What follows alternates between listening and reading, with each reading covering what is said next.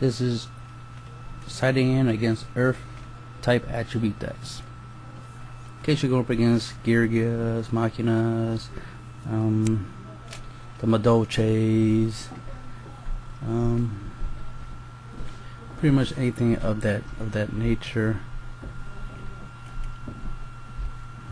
of Earth attributes. Of course, you can use the Earth Charmer.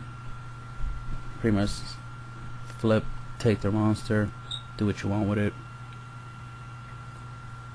Earth Element Doom. He negates the effects of effect monsters that this card destroys by battle, so that'd be good against stuff like Madolches and whatnot. You kill them, they don't get their effects to go back in the deck, so they just keep going to graveyard.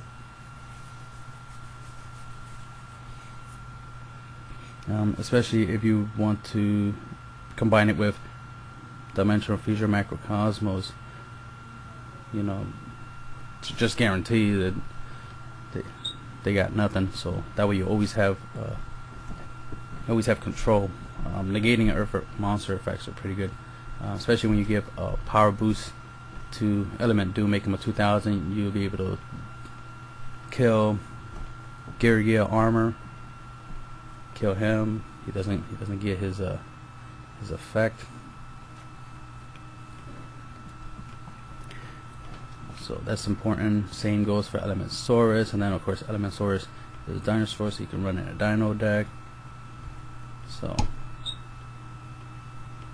not much to say. It's like, yeah, you want to negate Earth type effects, especially if you go up against stuff like Beast Stun or whatnot, or any deck that uses Earth attribute that gets effects for being destroyed all battle or being sent to the graveyard.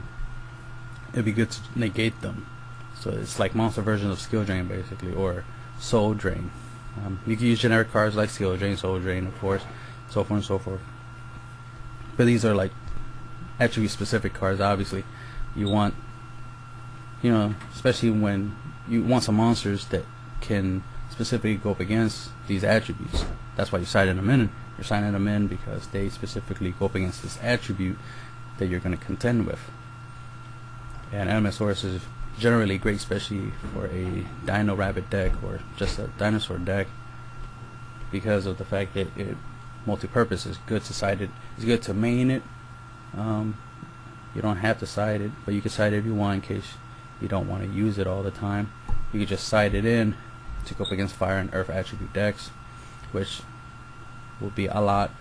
Of course, there's water attributes that are coming out, so you'll have to contend with those.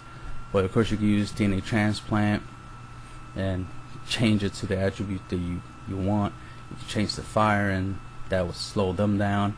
So it's just the beauty of it, because most of these decks are specific to an attribute, like the mermaids and stuff. They're specific to water attribute. So you change the attribute, you make it where the deck doesn't work so well, or not at all, and you can just throw it with some other generic. You can do DNA transplant, combine it with Macrocosmos, and that just derps them completely, because they get no field effect, because they're not water anymore. And then pitching them to grave would be stupid, because they won't hit the grave, they'll just go straight out of play.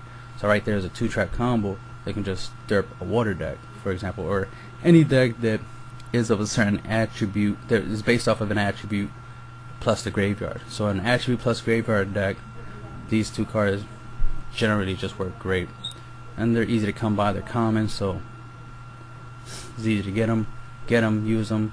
There is a hollow version of Macrocosmos, but there's commons, of course, and just grab them, use them, do what you can. Against earth attributes, this is a great card. You can use it for your own benefit in case you run an earth deck that you want your monsters to be weak. I use this in combination with King Tiger Wangu. I play him first, then I play the spell. Now that makes earth type monsters attack 500 less, so that guarantees that if your opponent summons a 1900 or lower monster, he will be able to defeat it. So even if they think they slick and they summon a 1500, well, because of the field card, their monster will be 1000. King Tiger will defeat it. So stuff like that. And of course, you can always give King Tiger a power boost. You know what I mean? You can give him access spare or something, or save zone him, or anything to keep him on the field alive long enough to have a real devastating effect. You know, he's generically good. He's derfs, normal summons, and special summons. You put light intervention, they have to summon face up. They can never set a monster, so his effect will apply, and his effect is continuous. So there's no targeting or any of the extra stuff. It's just he continuously does his ability. And of course, if you combine him and then Dimensional Fissure or Macrocosmos, you're destroying monsters and banishing them. So these are good cards. You can make a deck with these cards. Obviously, you can side them in. Clear World has many different uses against a fire attribute deck. Obviously, it would deal him 1,000 at the end phase. For the Earth attribute aspect of this one is during your standby phase, target one face-up defense position monster your opponent controls, destroy that target. So that's good against just defense. So, you know, that's good, especially if you're running your King Tiger. You know, if he does have a monster that stays long, like let's say he sets Marshmallow, you attack, it flips up, it's like, alright, Marshmallow stays. My turn, since I have Clear World and King Tiger and his Earth, so now I get this effect, or my standby phase, now I can pop Marshmallow and then just, you know, continue battling. You have Element Soldier, he's a Fiend, Dark, so he works good in a Fiend deck like Dark Rolls or something like that. And when he goes up against when you go up against a Water attribute deck, control of this card cannot switch, so they can't mind control, creature swap, or anything of that nature, enemy control, so forth and so forth. So they can't use Treeborn Frog enemy control and take him. So he's good against that. But against Earth attribute decks, obviously he negates the effect of the monster that he destroys by battle. So that's very useful when you're going up against Earth attributes. So these are a couple of monsters you can use. He's Fiend, he's Dinosaur, and here's another Fiend. So you have two Fiends. So right there you can put Element Doom and Element Soldier into a Fiend deck.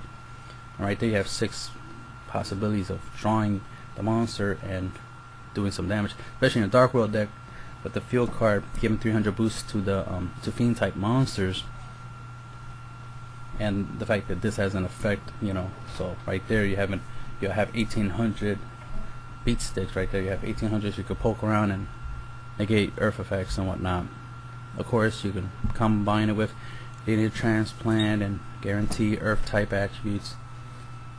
These are just good in general, because just think of the effect that because you could play something like DNA Transplant makes a difference. But the fact that you can side these cards in and out, you know, if you like siding cards, obviously these are some good cards to side in and out. They fit certain deck types, of course. You got one for dinosaurs, you got one for fiends, or you got 2 for fiends actually. You know, King Tiger Wangu is just generally good. Combine them with a field spell against Earth attributes, you'll be able to do good against. You know, I mean, I know there's probably a couple other cards that will be good. Not only because of the attributes, some of these Earth monsters might be machines, so you can do stuff like Cyber Dragon, System Down, so forth and so forth. But the idea is to focus on attribute, because, you know, different decks have different attributes. You know, you can't use System Down, you know, against Madolches, you know, or against Rockstun, you know, or any deck like that, or, you know, so forth and so forth. So you can't just you know, use System Down on just any deck. It has to be machines only. So, you know, since basically every monster has an attribute, and most archetype run off of one or a couple of different attributes, this gives you a benefit. You're going up against a specific attribute. So if you're going up against water, use cards that specifically designates water, so that way your effects are universal and generic. You don't want to be limited. That's the whole idea of siding. You know, that's what everybody does. The reason why people side is because they want the advantage. They want a guaranteed win. They don't want to actually use skill. They don't want to figure out how they can use the cards that's already in their decks to beat their opponent. They don't want to learn from their loss. So if you lose game 1, instead of learning from it, it's like, well, since what beat me was this, alright, well, I'm going to put the cards that specifically stops that, and then that's it. And then I'll win the next one. And then potentially win the third match, and then, boom, I win. I'm against that type of stuff, because it's like, that's not real dueling. Then that makes it where this game has no skill, where it's not about learning and figuring things out, you know, and card combinations and reading the cards and figuring out how the cards interact with each other. No, it's all about like, oh, you're running Dark Worlds? Ah, Shadow Imprisoning. Instant victory for me. Yay. It's like, that's sad, but, you know, Konami allowed the ability to side deck, which I disagree with, because it's stupid. It defeats the purpose of the game. At the end of the game, you get cards, you build a deck, and you duel.